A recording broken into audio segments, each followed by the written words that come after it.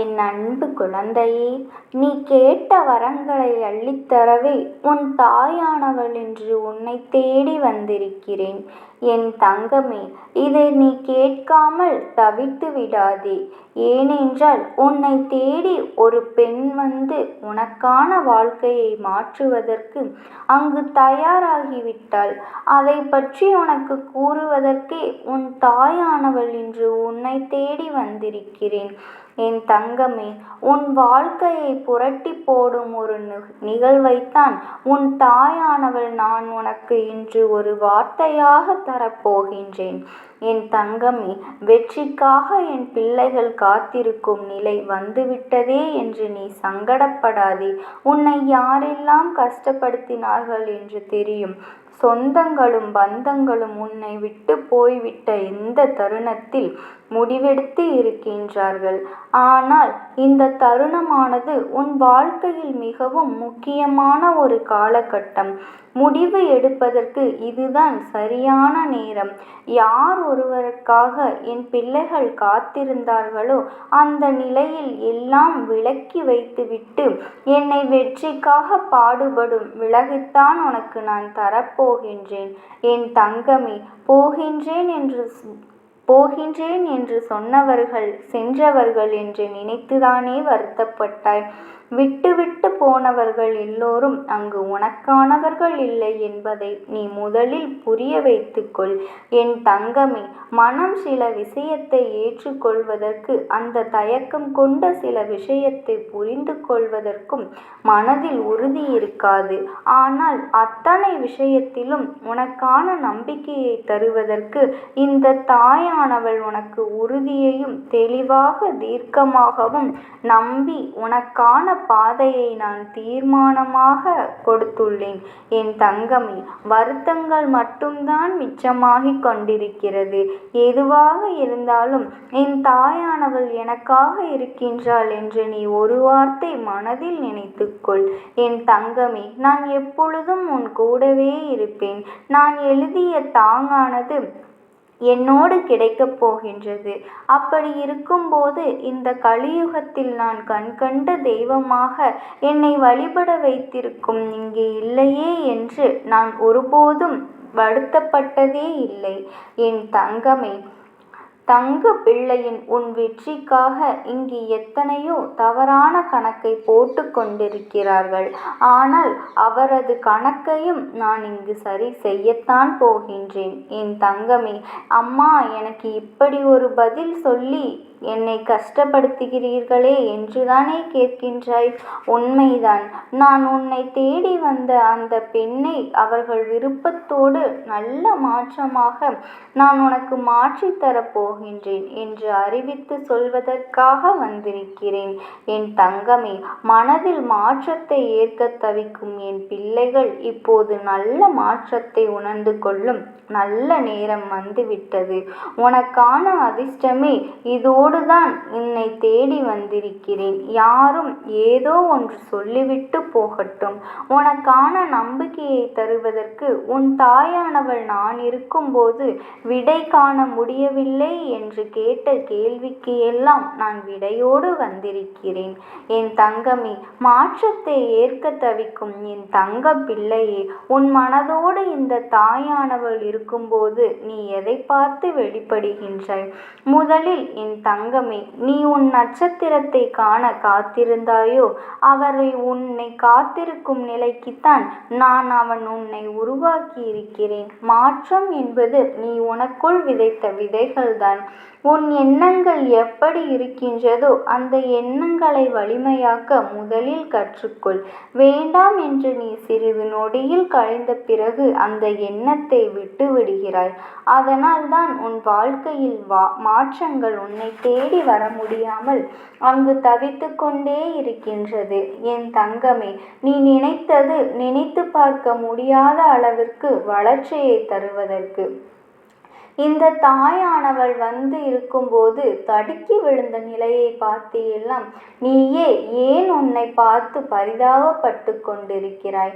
பரிதாபங்கள் எல்லாம் இப்போது உனக்கான வெற்றியை தீர்மானிப்பதாக இருக்காது. சில சமயத்தில் அது நம் கைகளில் எட்டும் தூரத்தில் இருந்தாலும் அந்த வெற்றியை எட்டும் தூரத்தில் தான் நாம் வைத்து கொண்டு இருப்போம். ஆனால் நான் சொல்வதை கவனமாக கேள். எந்த ஒரு வெற்றியை பெறுவதாக இருந்தாலும் அதை பெறுவது என்பது சிறிது காலதாமதமாகுமே தவிர அதற்காக நான் என் குழந்தையை விட்டு செல்ல மாட்டேன். என் தங்கமே, என்று நான் ஒருபோதும் உன்னை விட்டு செல்வேன் என்று சொன்னதே கிடையாது. உனக்கு என்ன வேண்டுமோ அதை என்னோடு கேட்டுவிட்டு போ. மீதியை இந்த தாயானவள் நான் பார்த்து கொள்கின்றேன் என்றுதானே சொல்கின்றேன். என் தங்கமே, மனதில் பிறக்கின்ற வழியை மனதோடு வைத்து கொண்டே இருந்தால் மாற்றத்தை செய்வதில் நீ கவனத்தை செலுத்த முடியாது. அந்த வழிகளையும் பிரச்சனைகளையும் தாண்டி நீ ஜெயிப்பதற்கான காலகட்டத்தை எட்டிவிட்டாய். அதனால் இதை எப்படி ஏற்றுக்கொள்ள வேண்டும் என்று உன் தாயானவள் நான் சொல்கின்ற காரியத்தோடு தான் நான் செயல்படுத்த வந்திருக்கிறேன் என்பதில் உறுதியாகவும் தெளிவாகவும் யார் என்ன சொன்னாலும் உபதேசத்தை நீ காதில் வாங்கிக்கொள். என் தங்கமே, அறிகுறிகள் ஆலோசனையினை கேட்டுவிட்டு ஆனால் இறுதி முடிவை நீ எடுக்கின்ற தைரியத்தோடு இருந்துவிட்டால் மட்டும்தான் உனக்கான வாழ்க்கையை நீ வாழ முடியும். என் தங்கமே, உன் மனதில் நீ நினைக்கின்றாய் என்று நான் அறிந்துவிட்ட பிறகும் இனி உனக்கான வாழ்க்கையை நான் தராமல் இருப்பேனா? நடப்பதை பார்த்து ஏன் பயத்தை வளர்த்து கொண்டு இருக்காதே. சோகத்தோடு இருந்த காலங்களையெல்லாம் முடித்து வைத்துவிட்டு அந்த சோதனையை தாண்டி உன் மனதிற்குள் எரிகின்ற வெற்றிக்கே நான் பொறுப்பேற்று கொள்கிறேன். இனி எத்தனை சோகங்கள் வந்தாலும் அத்தனையையும் தைரியத்தோடு நீ சென்றுவிடு. அதை கொண்டு நீ முறியடித்து உனக்கான பாதையை நீ தேர்ந்தெடுக்கத்தான் போகின்றாய். என் தங்கமே, அந்த பாதையானது உன் தாயானவள் நான் வகுத்த பாதை. அந்த பாதையானது நான் உனக்குள் வகுத்த பாதை. வெற்றி என்னும் செல்வியை நீ வெற்றியை கொண்டு இருக்கும்போது எனக்காக யாருமே இல்லை என்று வருத்தப்படாதே. உன் வாழ்க்கையில் நீதான் நிரூபிக்க வேண்டிய கட்டாயத்திலிருந்து கொண்டிருக்கிறாய். உனக்கான நீதான் பெற வேண்டிய முயற்சிகள் இறங்க வேண்டும். நமக்காக அவர்கள் அதை செய்வார்கள் இதை செய்வார்கள் என்று நீ யாரிடமும் எதையும் எதிர்பார்க்க கூடாது. எப்படிப்பட்டவர்கள் உன் வாழ்க்கையில் வந்தாலும் உன் வாழ்க்கையை மாற்றக்கூடிய சக்தியை உன் தாயானவள் நான் உன்னிடத்தில் தந்து கொண்டுதான் இருக்கின்றேன். நான் அப்படி உனக்கு தந்து கொண்டு இருக்கும்போது நீ யாரை இப்படி தேடிக்கொண்டிருக்கிறாய்? என் பிள்ளை, மனமென்னும் விஷயத்தை நீ முதலில் நிலையாக வைக்க கற்றுக்கொள். ஒன்றை இழந்து விட்ட பிறகுதான் வாழ்க்கையில் அருமையும் இருந்து கொள்ள முடியும் என்பார்கள் அல்லவா? அதுபோலத்தான் சில விஷயத்தில் நீ நடந்து கொள்கிறாய். ஆனால் அது வாழ்க்கையில் யதார்த்தம்தான். அதற்கு முன்பாகவே உணர்ந்து கொண்டு எது நமக்கானது என்று தெரிந்த பிறகு அதை கெட்டியாக பிடித்து கொள்வதில் தான் நம் சாமர்த்தியம் இருந்து கொண்டிருக்கிறது. அதில்தான் நம் வெற்றிக்கான தரம் இருந்து கொண்டிருக்கிறது. நீ சரியான தருணத்தில்தான் என்னை தேடி வந்திருக்கிறாய். இன்று நான் சொன்ன பிறகும் கூட நீயே உன் மீது நம்பிக்கை இல்லாமல் செயல்படுகிறாய். முதலில் உன் நம்பிக்கையை வளர்த்துக்கொள். நேர்மறை எண்ணம் என்பது உனக்குள் விதைக்கின்றாயோ அதைத்தான் அறுவடை செய்ய முடியும். என் தங்கமே, நீ நேர்மறை எண்ணங்களை உனக்குள் விதைத்தால் அதைத்தான் அறுவடை செய்ய முடியும். அதனால் தான் நான் சொல்கின்றேன், நல்ல எண்ணத்தையும் நல்ல செயலையும் நீ செய்து கொண்டு இருந்தாலே போதும். உனக்கான வாழ்க்கை அதனை செய்து கொண்டேதான் இருப்பேன். அதில் எந்த மாற்று கருத்தும் கிடையாது. என் தங்கமே, உன் நம்பிக்கைக்கு உரியவளாக நான் இங்கு இருந்து கொண்டிருக்கும் போதே யார் இங்கு என்ன சொல்லி நடக்கப் போகின்றது என்பதனை நீ நினைத்து மனதை தெளிவாக்கிக் கொள். நீ தேவையற்ற எண்ணங்களை நீயாகவே சுமந்து கொள்ளாதே.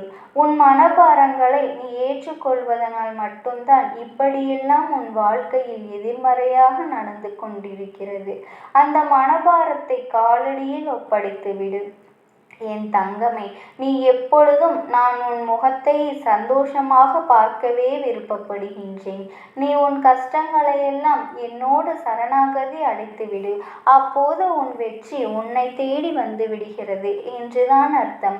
மற்றதை பற்றியெல்லாம் நீ கருத்தில் கொள்ள வேண்டாம். இப்பொழுது உனக்கு என்ன தேவையோ அந்த காரியத்தை முழுவதுமாக எடுத்துக்கொண்டு அதை பற்றி ஒரு தெளிவான கருத்துக்கு வா.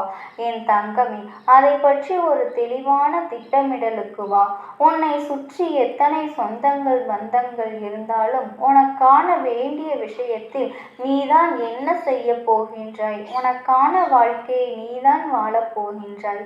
அந்த வாழ்க்கையின் வடிவிலேயே நான் உனக்கு துணையாக இருக்கப் போகின்றேன் என்பதில் என்றும் எந்த மாற்று கருத்துமே கிடையாது.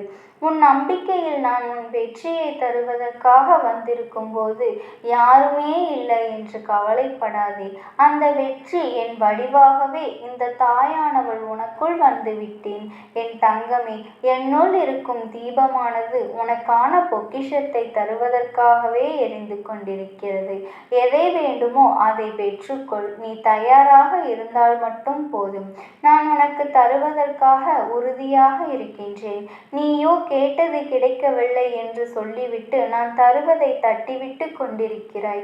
நான் தருவதும் நீ கேட்டதும் ஒன்றாக இருக்கும் நிலையில் எதற்காக வருத்தப்படுகிறாய் என்று நான் கேட்கின்றேன். இதோ உன் வாழ்க்கையை மாற்றி போடும் சக்தியை நான் அனுப்பி வைக்கும் போது நீ எதற்காக மனம் வருந்தி கொண்டிருக்கிறாய்? வருத்தங்கள் தேவையில்லை. எல்லாம் காணாமல் கவலைகள் போகப் போகின்றது. உன் காயத்திற்கு தீர்வாக இந்த தாயானவள் நான் இருக்கும்போது நீ மனதில் வருத்தத்தை விதைக்காதே. நீ வெற்றியோடு உனக்கான நம்பிக்கையை வைத்து கொண்டு செயல்படு. நல்லதை மட்டும் நினைத்து மற்றவர்களுக்காக நல்லதை மட்டும் செய். உன் தாயானவள் எப்பொழுதும் நான் உனக்கு துணையாகவே இருப்பேன். எந்த ஒரு சூழ்நிலையிலும் உன் மனதில் என் நாமத்தை மட்டும் மனதார நீ உச்சரித்தாலே போதும். உனக்காக எப்பொழுதும் நான் வருவேன். ஓம் சக்தி. ஓம் ஆதிபரா சக்தி. ஓம் சக்தி தாயே போற்றி. என் அன்பு குழந்தையே, என்னையே நீ நம்பிக்கையோடு நம்பி வந்திருந்தாலும் உன் குடும்பத்திற்கு பாதுகாப்பாக இருக்கும்படி நீ என்னிடம் கேட்டு கொண்டிருந்தாலும் நித்தமும் என் இல்லத்தில் வந்து நான் காவல் காத்து கொண்டுதான் இருக்கின்றேன். அப்படி நேற்றிரவு உனக்காக நான் காவல் காத்து கொண்டிருக்கும் பொழுது நானே அதிர்ச்சியடையும்படியாக ஆச்சரியப்படும்படியாக ஒரு விஷயமானது உன் வீட்டு வாசலில் தினம்தோறும் நடந்து கொண்டிருக்கிறது. தினம்தோறும் ஒருவர் உன்னை தேடி வந்து பார்த்துவிட்டு செல்கிறார் என்பதனை நீ இதுநாள் வரை அறிவாயா? இவர் அந்த பக்கம் போக வேண்டிய வேலை இருந்தாலும் உன்னை கடந்து செல்கிறாய் என்று நீ நினைத்து கொண்டிருக்கின்றாய். ஆனால் அவர் காரியத்தோடுதான் உன் வீட்டை கடந்து போகும்போதெல்லாம் எதிர்மறை சக்திகள் அனைத்தும் எதிர்மறை எண்ணங்களோடு கூடிய காழ்ப்புணர்ச்சியோடு உன் வீட்டை நோக்கி பார்த்துவிட்டுதான் அவர் சென்று கொண்டிருக்கின்றார். என் தங்க குழந்தையே, அதற்கு காரணம் என்ன தெரியுமா? நீ சந்தோஷமாக சிரித்து கொண்டு குதூகலமாக வாழ்ந்து கொண்டிருக்கிறாள். உயர்வான வாழ்க்கையை சிறப்பாக நீ ஒவ்வொரு நாளும் பெற்றுவிட்டாய் என அவர் மனதில் நினைத்து கொண்டு அதையெல்லாம் பொறுக்க முடியாமல் உன்மீது மனப்புகைச்சலோடு ஒரு ஏமாற்றத்தோடு உன்னையும் உன் வீட்டையும் பார்த்து கொண்டே எதிர்மறையான எண்ணங்களோடு அவர் நித்தமும் போய்கொண்டிருக்கிறார்.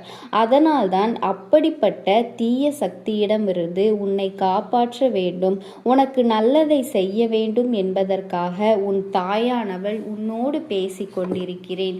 அதனால் நீ கவனமாக இந்த அம்மாவின் வாக்கினை கேட்க வேண்டும். என் தங்க குழந்தையே, எதிரி கூட நேருக்கு நேராக நின்று உன்னை தூற்றிவிட்டு பேசுவார் அல்லது கோபப்பட்டு கூட ஏதாவது ஒரு வார்த்தையை சொல்லிவிட்டு போய்விடுவார்கள். ஆனால் இப்படிப்பட்ட சில உறவுகளும் நட்புகளும் வெளியில் உன்னோடு பேசும் பொழுது நன்றாக பேசுகிறார்கள், சிரித்து சிரித்து உலாவுகிறார்கள். ஆனால் உன்னை விட்டு கடந்து போகும் பொழுது அல்லது நீ அவரிடம் பேசிவிட்டு திரும்பி செல்லும் பொழுது மனம் முழுக்க வயிற்றெரிச்சலோடும் எப்படி இருந்தவர் இப்பொழுது இப்படியெல்லாம் இருந்து கொண்டிருக்கிறார்கள், இப்படியெல்லாம் வாழ்ந்து கொண்டிருக்கிறார்கள், இவர்களுக்கு தங்களுக்கெல்லாம் ஒரு வாழ்க்கை அமைந்துவிட்டதே என அவர்களால் ஆற்ற முடியாமல், அந்த பொறாமையை தாங்க முடியாமல் தான் உன்மீது போட்டியையும் பொறாமைகளையும் நெருப்பாக அள்ளி கொட்டி கொண்டிருக்கிறார்கள். அப்படிப்பட்ட எதிர்மறை சக்திகளை கொண்ட, எதிர்மறை எண்ணங்களை கொண்ட மனிதர்கள் யாரென்று நீ தெரிந்து கொள்ள வேண்டாமா?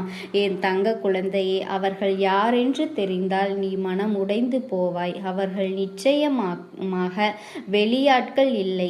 என் தங்க குழந்தையே, நீ உறவாடக்கூடிய மனிதர்கள் உன்னை சுற்றி வருவதை நான் பார்த்து கொண்டுதான் இருக்கிறேன். உனக்கு ஒன்றும் இந்த வாழ்க்கையானது அவ்வளவு சுலபமாக, அவ்வளவு சந்தோஷமாக அமைந்து விடுவதில்லை என்பதை நானே அறிவேன். அதிர்ஷ்டத்தாலே வெகு சுலபமாகவோ அல்லது சீக்கிரமாகவோ நீ இப்படி சந்தோஷமாக ஒன்றும் வாழவில்லை. ஆனால் அவர்கள் அப்படித்தான் அதையெல்லாம் நினைத்து கொண்டிருக்கிறார்கள். உன்னுடைய கஷ்ட நஷ்டம் என்னவென்று உனக்கும் எனக்கும் மட்டுமே தெரிஞ்ச விஷயம். என் தங்க குழந்தையே, உன்னுடைய கஷ்டங்கள் அவர்களுக்கு ஒரு நாளும் புரிய போவதில்லை. அவர்கள் உன்னை பற்றி என்ன நினைக்கிறார்கள் தெரியுமா? உனக்கென எல்லாம் இருக்கிறது எனவும் உன் குடும்பத்திற்கு என்ன எல்லாவற்றையும் சிறப்பாய் நீ செய்கிறாய், சந்தோஷமாக இருக்கிறீர்கள் என்று நினைத்து கொண்டு உன் குடும்பத்தின் மீது ஒரு பொறாமை கண்ணை வைத்து கொண்டு அல்லவா சுற்றி கொண்டிருக்கிறார்கள். அவர்களுக்கு அதனால் நீ பழகக்கூடிய நபர்களிடம் நீ கொஞ்சம் கவனமாகத்தான் இருக்க வேண்டும். என் அன்பு குழந்தையே, கல்லடி பட்டாலும் படலாம், ஆனால் கண்ணடி மட்டும் படக்கூடாது என்ற வார்த்தையினை நீ கேட்டிருப்பாய் அல்லவா? என் தங்க குழந்தையே, அப்படியே போவது கிடையாது. உன்னுடைய வாழ்க்கையில் நீ வாழக்கூடிய விதத்தையும் நீ வாழக்கூடிய முறையையும் பார்த்து அவர்கள் மனம் கொந்தளித்து விட்டதல்லவா? அது இப்பொழுது கொழுந்துவிட்டு எரிகிறது என் தங்க குழந்தையே. அதனால் எல்லோரிடமும் நீ கொஞ்சம் கவனமாக இருக்க வேண்டும். உன் வாழ்வில் நீ பெறுகின்ற வெற்றியும் நீ செய்யக்கூடிய செயலையும் யாரிடத்திலும் ஒருபொழுதும் நீ பகிர்ந்து கொள்ள வேண்டாம். ஏனென்றால் போட்டி பொறாமை எண்ணங்கள் கொண்ட சுயநலம் உள்ள மனிதர்கள் அல்லவா இங்கு எல்லோருமே இருக்கிறார்கள். ஆனால் நீ என்னவோ உன்னுடைய வாழ்க்கையில் உன்னுடைய மனதிற்குள் எதையுமே வைத்து கொள்ளாமல் எல்லோரிடமும் யதார்த்தமாக பேசிவிடுகின்றாய். என் தங்க குழந்தையே, எல்லோரிடமும் அன்பாக நடந்து கொள்கிறாய். ஆனால் எல்லோரும் உன்னை செல்லமாக, உன்னை சுற்றி இருக்கக்கூடிய எல்லா மனிதர்களுமே உன்னை குறைவாகவே எடை போட்டு கொண்டிருக்கிறார்கள். இதற்கு பிறகு நீ உன்னை சுற்றி இருக்கிற உறவுகளிடம் எதையெல்லாம் சொல்ல வேண்டும், எதையெல்லாம் சொல்லக்கூடாது என்பதனை கவனமாக யோசித்து பார்த்து பிறகுதான் பேச வேண்டும். ஆரம்பத்தில் உன்னை தூக்கி எறியப்பட்ட விதையாகத்தானே உன்னை பலகாலம் வைத்திருந்தார்கள்.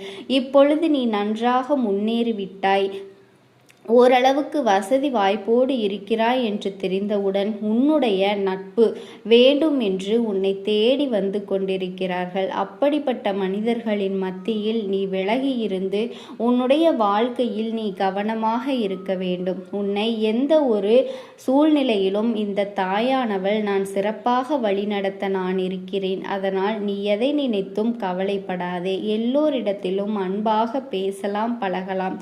ஆனால் அந்த அன்பின் யாருக்கும் கண்மூடித்தனமான உதவிகளை செய்து நீ மாட்டிக்கொள்ளாதே. உன் மீது எந்த ஒரு தவறும் இல்லை. எல்லோருக்கும் அன்பினை வாரி வழங்கக்கூடியவளாகத்தான் நீ இருந்து கொண்டிருக்கிறாய். ஆனாலும் அதை ஏற்றுக்கொள்கின்றவர்கள் அப்படி உன்னை நினைப்பது கிடையாது. உன்னிடத்திலே பேசும் பொழுது அவர்கள் கற்கண்டு போல இனிப்பாகத்தான் இருப்பார்கள். ஆனால் நீ அந்த இடத்தை விட்டு விலகும் பொழுதுதான் உன்னை பற்றி தவறாக பேசி கொண்டிருப்பார்கள். உன்னை பற்றி வேறு விதமாக அது மாறிவிடுகிறது. அப்படி இரட்டை குணம் உள்ள மனிதர்களிடத்தில் நீ எப்படி நடந்து கொள்ள வேண்டும் என்பதை நீயாக சிந்தித்து பார்த்து அதன் பிறகுதான் நீ கவனமாக நடந்து கொள்ள வேண்டும்.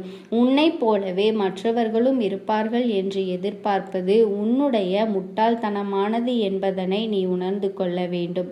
நீ மற்றவர்களை பார்த்து இரக்கப்பட்டு அவர்களுக்கு உதவிகளை செய்யத்தான் நினைக்கிறாய். ஆனால் அவர்கள்